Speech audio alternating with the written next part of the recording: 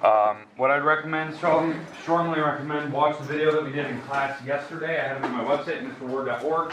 Go to the daily lessons, go down to geometry, find yesterday's. It's actually on the main page. You can just scroll down and see it. It's there. It says Thursday. It's really big, but if you want to go, I'd recommend go to daily lessons. That has all the lessons throughout the whole year. So keep that in mind. All right, but for any of those juniors who didn't turn in page 30 yesterday, that was due yesterday. That should be turned in now. So keep that in mind. You were supposed to turn it in yesterday. Even though you're gone, you were here half the day. Okay, all right. Okay, today we're going to talk about angles. We're going to talk about how to add angles together and actually do like some math with that, and I'll show you a couple of those problems. We'll talk about adjacent and bisector today, which bisector I've kind of strung along. It was supposed to be 2 sections ago, but we didn't really have any homework on that. It actually fits better with what we're going to do today anyway, so we'll talk about an angle bisector, and then we're going to do a couple examples of drawing today, where I'm going to try to handle the compasses and protractors and stuff today, and we'll try to do a couple detailed drawings of angles and what we can do with it. Okay, and that's what we're going to do. Now, for juniors, raise your hand if you were gone yesterday in class. 1, 2, 3, 4, 3. Okay.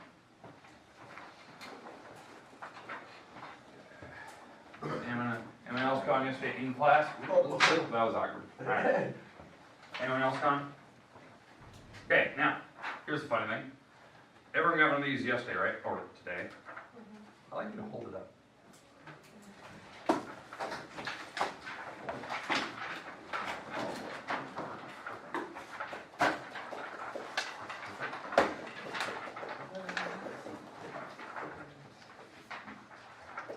Probably wondering, why is Mr. Ward doing this?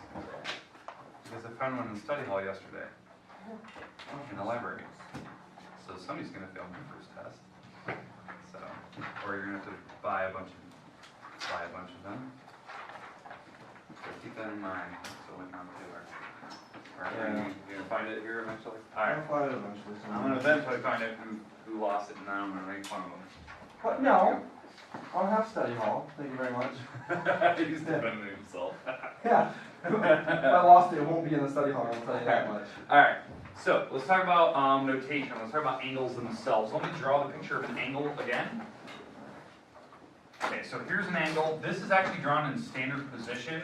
Remember from yesterday what we talked about standard position. You put your vertex, you draw a line horizontally to the right, then you open up counterclockwise like this.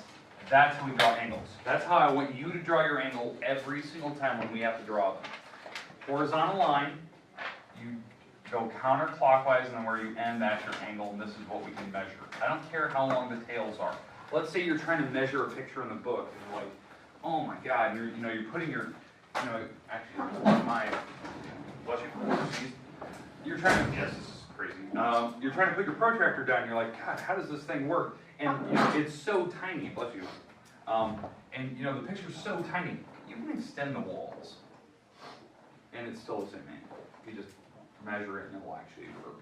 So kind of keep that in mind. I know some people really struggled with that a couple of years ago. They're like, Ward, I can't measure, it's so tiny. Think smarter. Just extend the walls.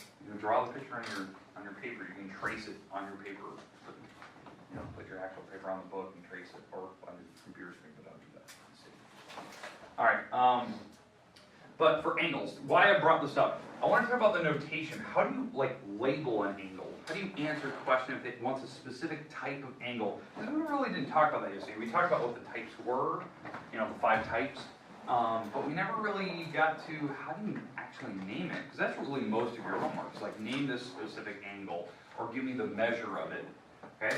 Well, the idea is that you need a couple different ways to do it. So I'm going to give you at least 3 ways right now how to label this. Okay, so I'd like you to draw this picture somewhere in your notes, please. I'm going to put a number on the inside. Okay. I'm going to show you 3 or 4 different ways to kind of do this. They're all the same. They all mean the same thing. Now, do you agree that this picture is very simple looking? Very easy looking, right? There's not a lot of things attached to it going every which way. That's what makes this problem very easy. And the naming system, you have like a plethora of options that you can pick from. So the idea is on this one of the main names you could call it, since it's a very easy looking picture, you can just call it whatever the vertex is. Well, what's your vertex letter? B. This is the most important letter. Okay, you could just name the angle vertex. You can just call it B. So how you do this, you draw a mock picture, and then you put a capital letter after it. This is the notation you can use, angle B. That's how we say it out loud. That's a correct notation for how you can answer the question. Now, a lot of people are like, well, that's simple. Then why do they have all this other stuff on there? Because, yeah, this is like the correct way to do it. It's the easiest way to do it. If the picture's really easy looking, like that, it's like one single angle sitting there. But the minute we have multiple angles on a picture, like such, and let's call this G, and we'll call this C, D, E, and F. Now you can't do that anymore. You can't just go, oh, this is angle G. If you just told me angle G, I don't know which one you're talking about. You could be talking about this angle, the combination of the two, this angle over here, the combination of these two, or maybe all three of them. I have no idea. So that you see the concept there, like if it's an easy picture, yeah, you just call it one letter, one single letter. The minute it gets more complicated, you can do that, and then I'll make fun of it because that's what I like to do. All right. So let's talk about the other types of names, and the other types of names are actually better. So we could call this angle number 2. So angle number 2. Yes, you could call it that. That is not the measure of the angle on the inside. It's not 2 degrees. If that was 2 degrees, it's drawn very, very wrong. 2 degrees on, if we're going to draw a 2-degree angle, 2 degrees, if I were to put a protractor down, 2 degrees is way over here. Like it's super, super, super tiny. That is, like, practically you can't even see that. Okay, so definitely not 2 degrees. So you gotta have common sense it's angle number 2. Okay, they usually do a pretty good job of labeling the numbers in there. If it's an angle, what symbol do they have to put after the number? I got degrees. Yeah, so they have to go like 20 degrees. Okay, so keep that in mind. They have to use the degree symbol. All right, let's get rid of that. All right, so this is angle number 2. All right, well, do we feel comfortable with those? Sure. Sure. Okay, I'll go with that. Even on the more complicated picture, they can number all the different angles. So you can call angle 1, 2, 3, 4, if there's a bunch of different ones, so that's fine. Okay, now, the main way I'd like you to do this. This is the way that I kind of hinted at this yesterday, like there is a specific way I want you to do it, so you never get it wrong, no matter how complicated the picture is. Because some pictures don't have numbers on them. So, I'd like you to use the 3-letter acronym system. 3 letters. It's, the other thing that we write with 3 letters is like a plane, right? We write planes with 3 letters. Well, we're going to write an angle with 3 letters. So this angle would be angle ABC. Okay, that's how I'd write it. Now, not in alphabetical order, but what has to be the middle letter, do you think? The vertex. The most important letter has to be squeezed in the middle. Okay, so that means if that's the case, you could switch the letters around and call it CBA. As long as your vertex is the middle and it's actually drawing the angle, I don't care. These are good. I actually prefer these because every picture we're going to pretty much look at in our homework will have 3 letters. So you never get it wrong if you know the 3-letter acronym system. Even that complicated picture I drew earlier, this crazy thing I had up here. There was 3-letter acronym systems I had on this thing. There was an E, there was an F, there was a G, there was a C and a D. I think those are my letters I used. We can use 3 letters, so I can talk about any specific angle up here. So maybe I'll number these ones. 3. Can somebody give me another name for angle number 2? Instead of calling it 2. CG. Angle CGD. Okay. Somebody else give me another name for angle number 3, please. FGD. FGD. Yeah. Angle FGD. Okay. Now, is there another way I could have wrote that same one? Right? Yeah, you just switch the letter around. G. Okay. Do we feel a little more comfortable now? You can even make big angles. Like what I mean by a big angle, I could go angle EGF. EGD, that's this one. EGD. Don't say that's angle number 3. Because some people look at it and go, oh, it's, you know, it's 1 and 2 put together, and that's 3. 3's over here. That's angle 3. This is just a bigger angle with 2 of them being added together. Okay, questions, comments about the naming scales, the naming notations for it? Most people will get it figured out pretty quick. Just the reason why I'm doing that is that your pictures you're going to have are crazy complicated. Things are going every way and every which way, and you're trying to figure out naming systems. There's one problem in particular. They just have like 5, 6 lines crossing over each other. And then they have dots and points and other things labeled. And this will be like my last example before we go into the vocab terms here. So if I have a bunch of lines crossing each other, like such, I mean, they're complicated looking pictures. Lines are going everywhere, and there's points everywhere. There's like an A, there's a B, there's a C, there's a D, there's an E, F, G, H, I here, J, have I used H yet? Yeah. N, L, K, N, I'm going random, W, I don't care. All right, so we got a bunch of points everywhere. There's even maybe some on this picture, maybe there's even some numbers, 1, 2, there's a 3 here, there's a 4 over here, there's a 5, there's a 6, okay. Okay, now, I know this is weird, and there's a whole bunch of stuff going on. Can somebody tell me a right angle that's on that picture? Fred, give me the right angle. One that got the blue line. Yep, so, L, you, E, E, and what is that, a Y now? H. H, okay. Okay, boom. F, E, H. F to E to H. That is 90 degrees. It's a little box in the corner, okay? You could have also had another name. J, E, F. Let's see, J, E, F. Yeah, technically, yeah, you would actually be right. This would actually be a 90-degree angle as well. How we know that? This made a straight line. That's actually one of our properties we're going to be going to. This is a straight line, and what do straight lines have to make? 180. That's the word straight, right? This is straight. Well, that's 90. The one next to it has to be 90, because 90 plus 90 makes 180. So, in fact, you can pretty much figure out that all of these have to be 90s, including the angle number 4. So, that's something we'll eventually go into. You don't need to know that right now, but that's very, very clever that I figured that out. So, JEF. I would say the other name that you could have called this, other than, you know, coming up with these creative ways that the ones around it are also 90s, just calling it FEG.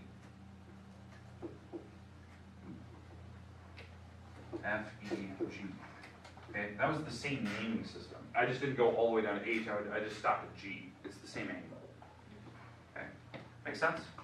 Okay. The reason we're having that is that some people get very confused by that. They're looking at it like, God, I don't know, like there's so many letters in a straight line, which one do I pick? It really doesn't matter. As long as you know where the vertex is, E, and you put a couple letters around it that actually draw the angle, I don't really care what letters you pick.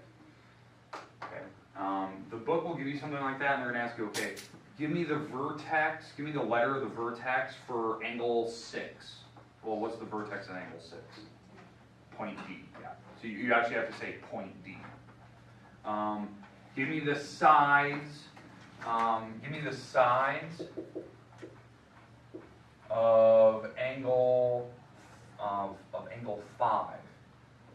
Give me the sides for it. Now, sides, what makes an angle? What geometric shape? What geometric shape makes angles? Triangle. What? Triangle. Well, triangles have angles in them, but what are the outsides of an angle when you draw? Square. Line. Not just lines, a specific type of line. Rays. Rays. Rays make lines. So, on angle 5, what are the rays that make the walls for angle 5? J. Okay, J, M, and J, M, and J, L. Okay. Those are the sides of it. J to M, J to L. Or you could say J, N, I don't really care. But those are the two walls. Does that make sense to you now? Yeah. So I'm looking for, do you know what the sides are? Do you know what the vertex means? It means a point, like point D or something. Those are the types of questions they could ask. It'd be kind of clever and tricky. They could ask you, what type of angle is angle 2? What classification is it? Well, angle 2, you find, is it acute, right, obtuse, straight, reflex? Cute. Acute, super small. In fact, you could put your protractor up there and measure it. Okay, it's very tiny. In fact, if you did that, lining up the dot, lining up where 0 is, 0, 10, 20, 30, it's 42 degrees. You know, because I'm counting, remember, we count up. So you start with, in this case, I'm using the outer track, because I'm starting with 0, 10, 20, 30, 42. So it's 42 degrees for angle number 2. So it is definitely acute, small. Okay, questions, comments about any of that? Perfect. Now, let's get into our vocab terms, and then we'll get into how we can do angle addition with that vocab term. We need to talk about adjacent. Word adjacent. I'm going to put this on board, and I'll let you write it down. So, adjacent angles.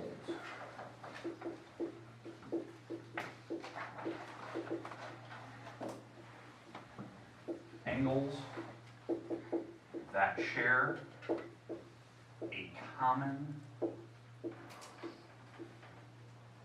vertex and side. So I'd like to write that down. They're angles that share a common vertex and side, or ray, whatever you want to call it.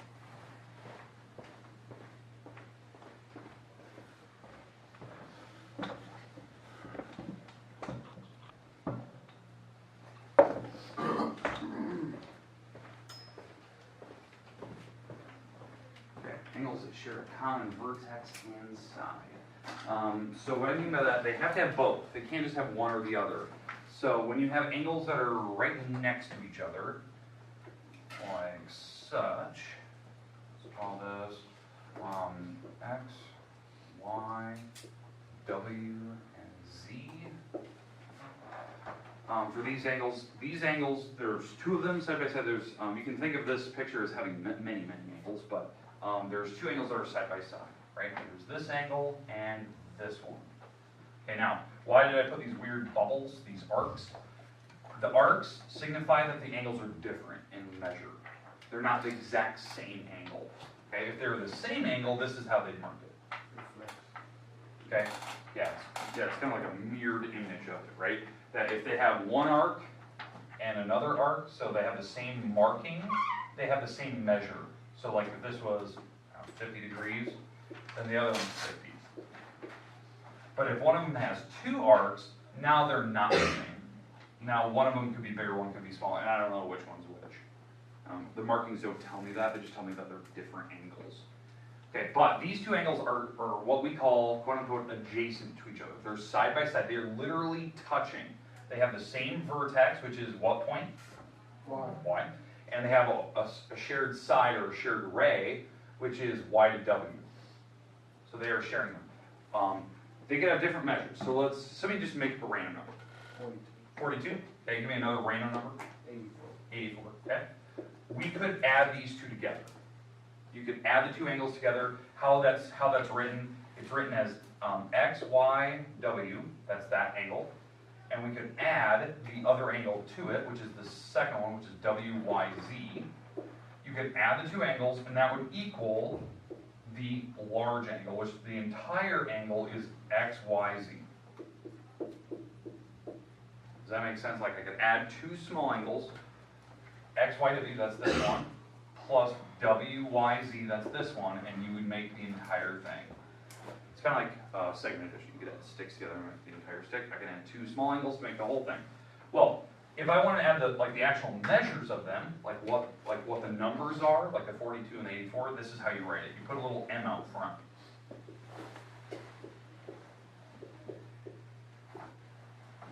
WYZ. So if you put that little M out front, that means you have to measure the actual angle, and then we can add them together. Okay? So the measure of angle XYW, that was the 42 that we said. The measure of WYZ, that's the 84. And when you add those together, I get 126 degrees. And and that would be X, Y, Z, which it kind of looks like that. It's about 126 roughly. I would assume it's probably pretty close. 130, so that's pretty good guessing for numbers. Okay, we good with how to add angles together. That you can do that at any point. Okay, I'm just the thing I'm showing you there is like notation. How do you show that you can add angles? Like the actual like pictures of it versus the measures and what the numbers are for the measure. Okay, so both angles, in fact, both of these small angles were acute, but then they added to make them obtuse. So just kind of be careful of that. That can happen. All right, we good with the word adjacent, side by side, that you can add them. You cannot add angles together if they're not adjacent to each other. Like like this weird situation. Let's say this is 30 degrees and this is 40 degrees over here. You cannot technically add those and say it's 70. The reason why, they're not even like side by side. Sure, they're touching at the vertex, but they're not sharing a wall. They're not like physically like next to each other side by side like that. Like they're across the picture.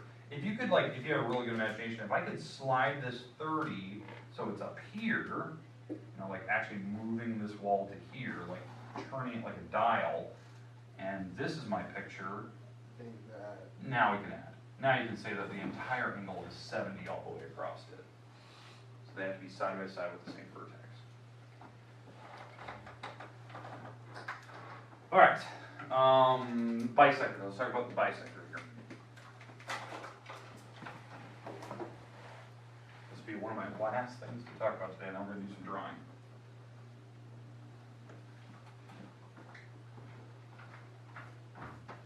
Okay, so a bisector.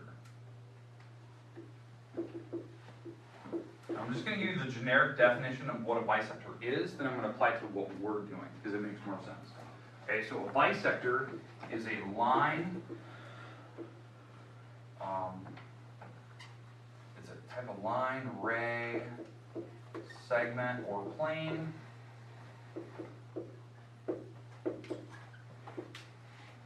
that intersects a geometric figure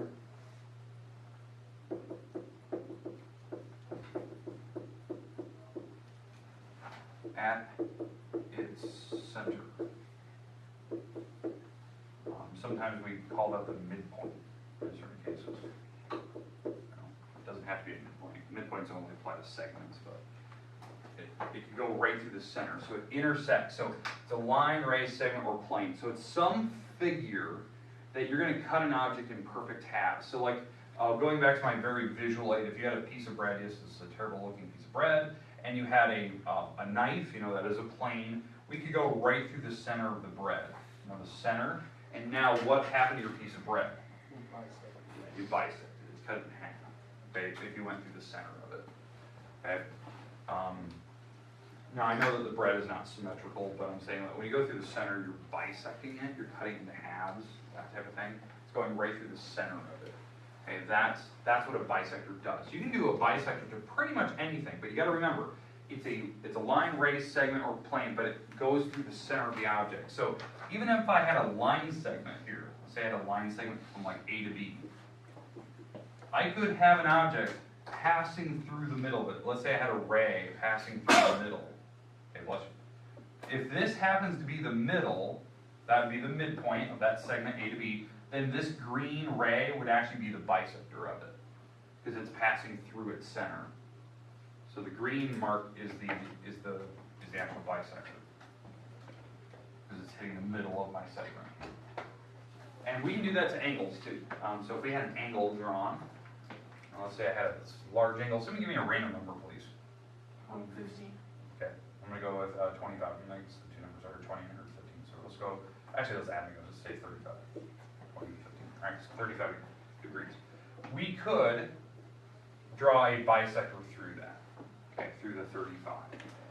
If you don't know, like it could be any object. Let's draw a ray. A ray is gonna go right through the center like that. Okay. Well, if this is a true bisector, so let's call this ABC.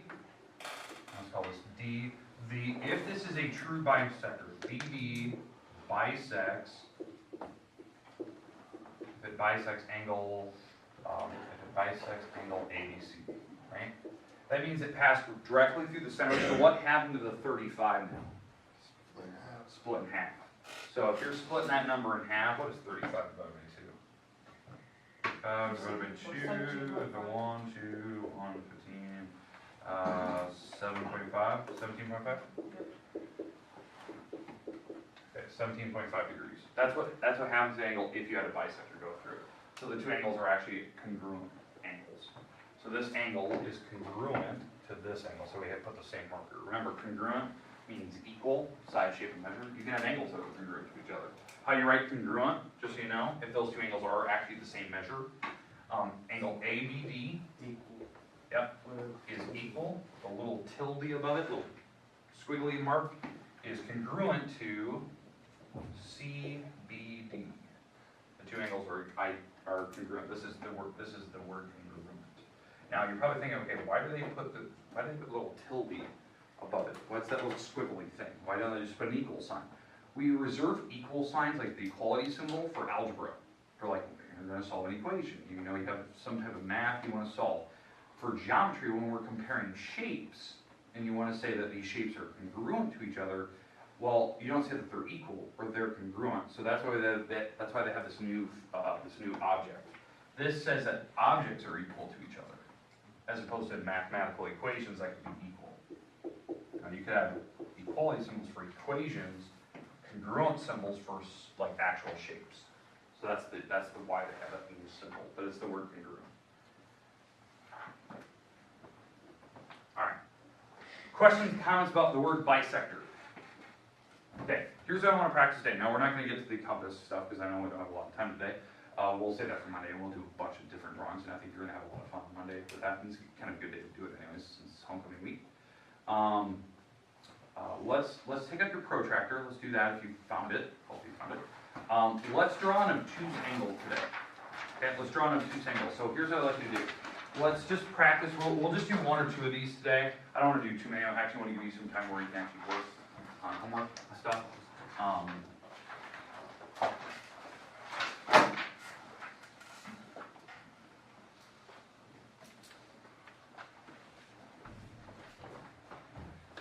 Okay, so I would like you to draw an obtuse angle. Let's actually go very, very specific on this obtuse angle. Let's go with a 120-degree angle. I want you to see if you can use your protractor and draw an exact 120-degree angle. So I'm going to give you a couple minutes, then we're going to talk about what did you do? How did you make it? Exactly 120 degrees. I'll give you a couple minutes here. So draw it on your paper. And draw it kind of big. Don't be like afraid. Like actually use some paper. Don't draw it microscopically small that no one can see it. And try, if you can, draw it in standard position.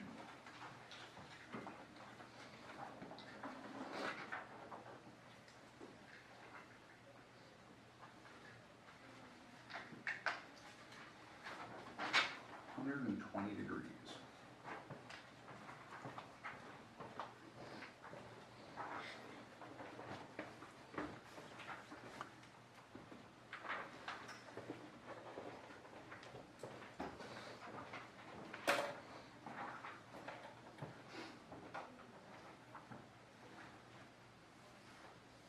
Okay, I'm going to walk around the room as you're kind of doing it, and I'm not going to judge anyone's picture. I'm just going to look.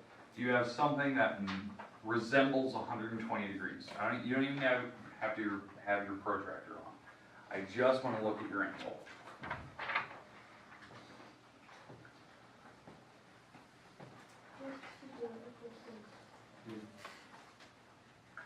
Put your pencil down a little bit. Yeah? Okay. Thanks.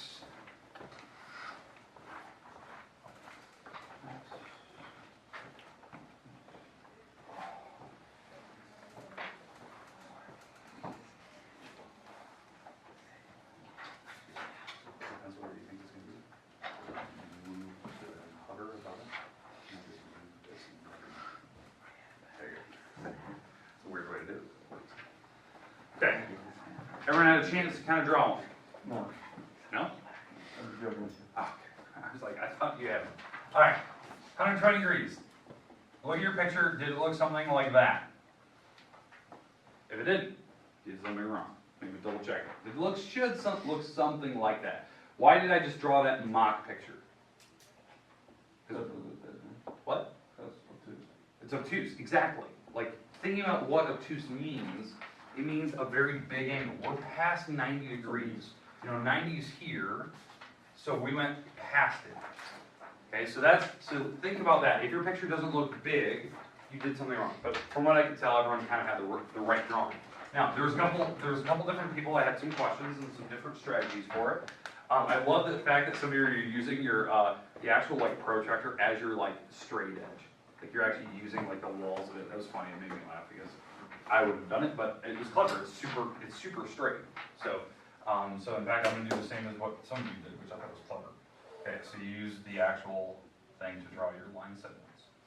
Okay, so there's my red. Because again, remember, standard position means I have to start with my vertex, draw a line horizontal, which most of you did that. Then I have to open up counterclockwise and end up somewhere over here. And that was the problem a lot of people were having. It was like, the thing is so big and unwieldy, like, how do you get it perfect? So I kind of told some of you, like, the strategy that I would do. I would kind of line it up, you know, you're going to measure, and I'm using the inner triangle, 0, 10, 20, 30, 40, 50, 60, 70, 80, 90. Find 120, and, you know, maybe you have that big plastic sleeve here. I would hover above the 120, like where 120 is, and just move this out of the way and make my mark. Because the paper shouldn't move. You know, if this thing should be light enough, you should be able to like move it out of the way, and now you should be able to finish your angle. Now, if that's like impossible for you to do that, then we'll have to figure out a different strategy. Maybe we need to cut your actual protractor out and make it a little bit smaller. Because I had a couple people try that the other day. They did this situation. They like cut it out, but then they were cutting chunks out of it. You can see it. It made me laugh. They're cutting huge, massive chunks out. So, but that's 120. Now, I would like you to draw a bisector through it. Draw a bisector through your angle. This will be our last drawing today. Last one, I swear. Can you draw a bisector through that angle?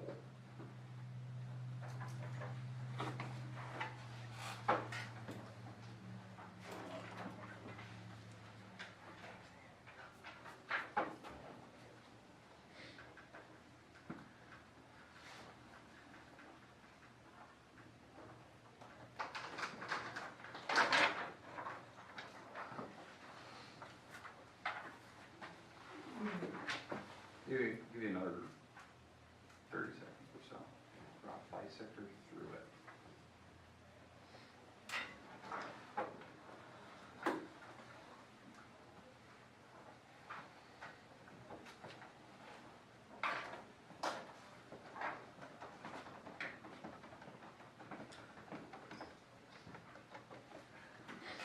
Okay, so I'm looking it over. All right, so everyone's got the right idea. Everyone had the line. Now, honest raise of hands. Honest. How many people freehand drew it in there? What is the bisector supposed to be? Exactly half. So you can't just freehand it. You know, I saw some pictures. They're kind of funny. They went up this way. That's not in the middle. It's not even close. Bisector is still in the middle. So what should the angle be? 60. So what I would do, you know, place your protractor down. Place your protractor. Find 60. So here's my protractor. I lined up the vertex, lined up 0, 10, 20, 30, 40, 50. Here's 60. I'll move my protractor out of the way, make my mark, and that's how you want to finish. That should be the perfect middle.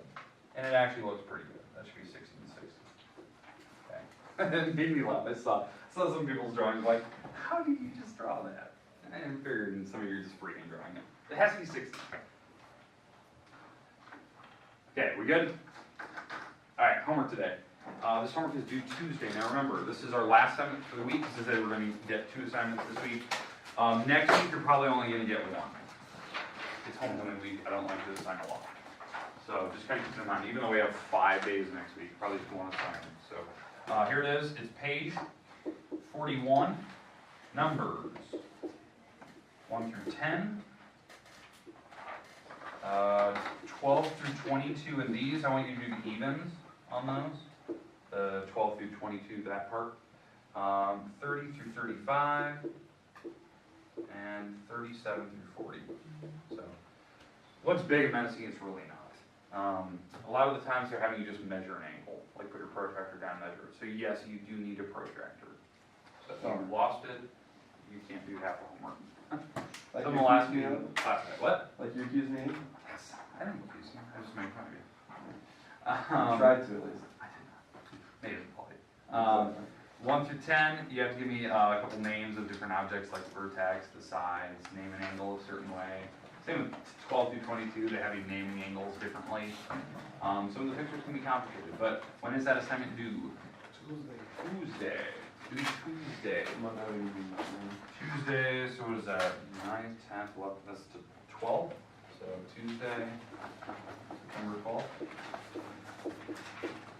Yeah, it's 12. So 12th, that's when it's due. Okay. I'll give you some time Monday, a little bit of time Monday to work on it, so you can actually kind of ask questions if you have them in class.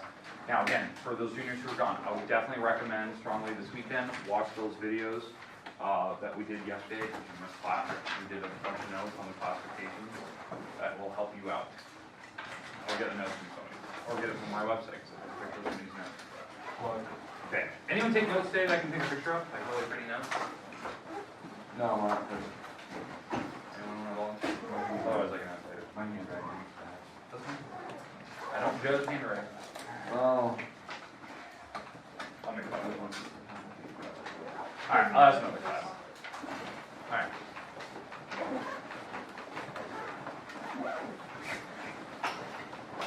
Okay, football game tonight against Clear River Lake. Home. Alright, good luck you guys. So,